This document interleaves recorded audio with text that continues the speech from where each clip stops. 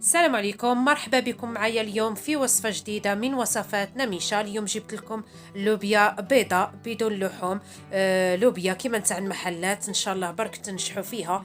وتجيكم هايلة وترحموا عليا على هذه الوصفة. تجي بزاف هايلة البنات، وتجي مرقة نتاعها خاطرة، وطريقة التحضير تاعها ولا أروح. ناجحة سورتو للمبتدئات اللي ما يعرفوش يحضروا اللوبيا، سورتو رايحين نديروها في الكوكوط. هكذا عندي بزاف نصائح ليكم لهاد اللوبيا باش تجيكم هكا طايبه على حبه، وتجيكم حمراء مجمره على حقها وطريقها كما يقولوا. هنا نبداو الوصفه تاعنا على بركه الله. عندي لوبيا كنت مشمختها ليله من قبل، راكم تشوفوا راني نعبر معكم العبر بالغرف بهذه بالبول تاع الشوربه. على هذه المبتدئات هكذا ينجموا يديروا هاد الوصفه. حبيباتي للملاحظه، انا هاد اللوبيا نتاعي تشد وقت في الطياب، لذلك راح نديرو 4 عبار نتاع الماء. نتوما اذا اللوبيا تاعكم ما تشدش الطياب وتبغيوها خاطره و... والمرقه تاعها قليله، ديروا 3. اذا كانت اللوبيا تاعكم ما تشدش الطياب، انا هاد اللوبيا تاعي تشد الطياب، لذلك درت لها 4 نتاع الماء. هذه هي ما بارد البنات. راح نحطوها على الغاز حتى تغلي، وراح تشوفوا معايا الطريقه اللي نحضروا بها هاد اللوبيا. برك راح تشوفوا بزاف لي زاستوس باش تنجحوا فيها، سورتو كما قلت لكم للمبتدئات. راني عارفه خواتاتي الشاطرات ويعرفوا يحضروا هاد الاكلات الشعبيه والتقليديه نتاعنا الجزائريه.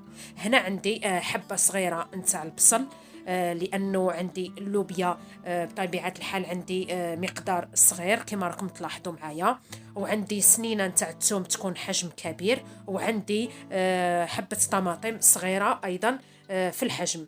هذه هي راح نسكرفجوهم هكا، نربيوهم، وراح نضيفوا عليهم 6 مغارف نتاع الزيت. شوفوا معايا اللوبيا هذه البيضه، المرقه الحمراء تبغي ليدام باش تجيكم بنينه وتجيكم العقده وتجيكم خاطره. هذه هي البنات، ديروا 6 مغارف نتاع الزيت، وراح ديروا الملح. ما نقولكمش على الملح، كل وحده والذوق نتاعها. راح نديروا مغرف صغيره نتاع سكينجبير كركم ابيض، وراح نضيفوا 2 مغارف نتاع فلفل احمر، 2 مغارف صغار بطبيعه الحال. راح نديروا على راس المغرف الصغيره فلفل اسود، وراح نضيفوا هاد جامبو ميكس يجي بزاف هايل هكا، سورتو هاد الوجبات السريعه اللي نحضروا هاد الحساء هكا في لاكوكوط. هذه هي كما نقولوا حنا التتبيله اللي غادي نديروا بها هاد اللوبيا. شوفوا معايا، بعد ما تغلي هاد اللوبيا، هاد الكشكوشه اللي من الفوق كاع ننزعوها كما راكم تلاحظوا، ما غاديش نخليوها. اذا خليتوها اخواتي المبتدئات وغلقتوا الكوكوط نتاعكم، راح تتبوشى لكم هذيك العين تاع الصفاره، وراح لا قدر الله تصرى لكم يعني ديقه في الكوكوط. لذلك نحيو هاد الكشكوشه حتى تغلي معنا مليح. شوفوا معايا كي تغلي وننزعوا هذيك الكشكوشه تماما، راح نضيفوا هاد الدرسه اللي درناها، اللي عندها هذوك مهرزين صغار راح دير فيهم هاد الدرسه. بالنسبه لهاد الدرسه كان اللي يقليها في الاول ويضيفها للخليط، انا ما قليتهاش، ضفتها مباشره. راح تشوفوا معايا. واللي حبت تضيف ان بوكي نتاع الحشيش، راح تضيف ان بوكي تاع الحشيش، انا ما كانش عندي الحشيش. هي وكي تغلي معنا الخليط راح نبلعو على الكوكوط نتاعنا هكذاك حوالي نصف ساعه. كما قلت لكم ان اللوبيا نتاعي تشد الطياب نصف ساعه. نتوما حلوا وشوفوا على اللوبيا نتاعكم وقلبوها اذا كانت طايبه ولا لا. هذه هي اللوبيا نتاعنا لنهار اليوم. شوفوا هذيك المريقه نتاعها خاطره، وتجي كي قدها قد المرقه. شوفوا معايا تجي بزاف هايله وتجي بزاف بنينه.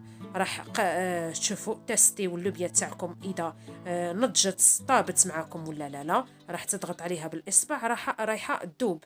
هذه هي يعني هاد اللوبيا تاعي مام طيب تقعد هكا محافظه على الشكل تاعها، تجي بزاف هايله. راح نزينوها هنايا نشبحوها بشويه تاع المعدنوس، وشهية طيبة الأخواتي. شوفوا معايا هذوك المريقة الصوص غوج كيفاش جات معانا. احنا ناس الغرب نديروا بزاف لا صوص غوج.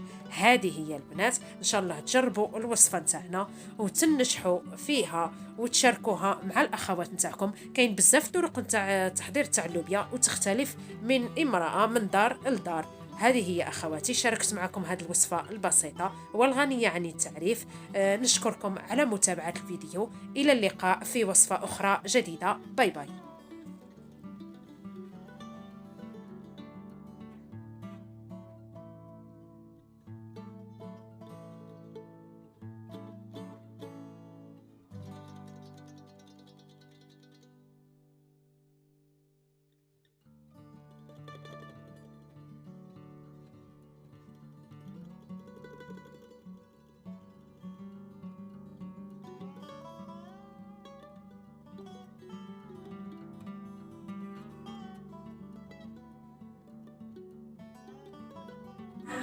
زوج بيا قالت لا بابية